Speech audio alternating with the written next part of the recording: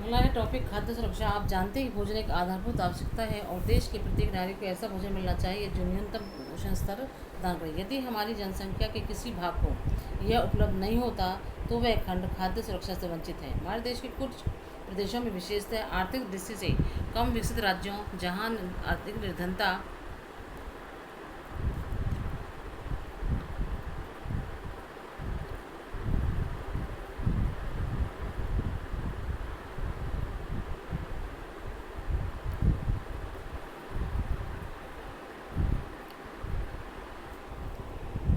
जहाँ अधिक निर्धनता व्याप्त है वहाँ उन लोगों का अनुपात अधिक है जिन्हें खाद्य सुरक्षा प्राप्त नहीं है। देश के सुदूर क्षेत्रों में प्राकृतिक आपदाओं और अनिश्चित खाद्य आपूर्ति की अधिक संभावना होती है।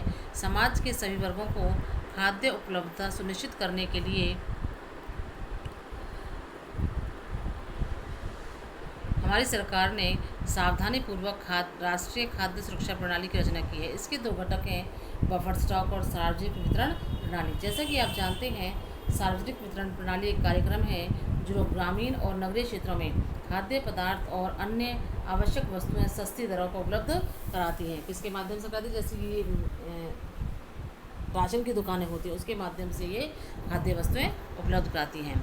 भारत की खाद्य सुरक्षा नीति का प्राथमिक उद्देश्य है सामान्य लोगों को खरीद सकने योग्य कीमतों पर खाद्यान्नों की उपलब्धता को सुनिश्चित करना है।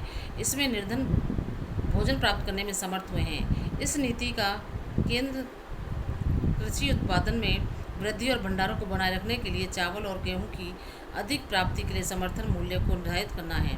खाद्यान्नों की अधिक प्राप्ति और भंडारण की व्यवस्था फूड कॉरपोरेशन ऑफ इंडिया करती है, FCI, food corporation of India, जबकि इसके वितरण को सार्वजनिक वितरण प्रणाली सुनिश्चित करती है।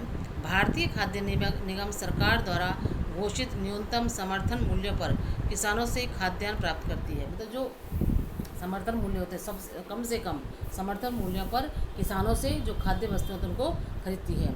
सरकार उर्वरक, ऊर्जा और जल जैसे कृषि निवेशों पर सहायकी उपलब्ध कराती है, सब्सिडी जिसको बोलते हैं। अब इन सहायकियों का बोझ उठाना असहनीय हो रहा है और इससे इन दुर्लभ निवेशों का बड़े पैमाने पर दुरुपयोग हुआ है।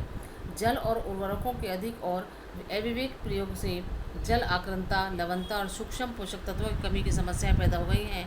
ऊंचा न्यूनतम समर्थन मूल्य, निवेशों में सहायकी और FCI द्वारा शर्तियाँ खरीदने शस्य प्रारूप को बिगाड़ दिया है।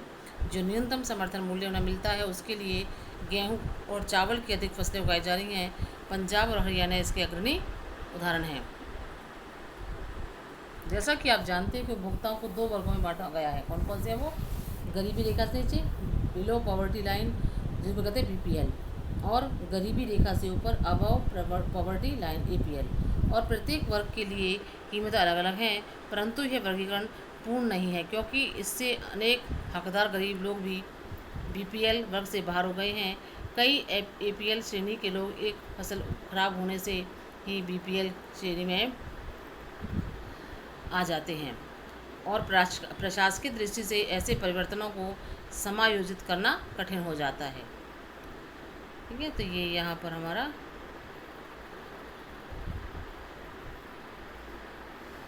आगे इसका हम कहें वैश्वीकरण का कृषि पर प्रभाव।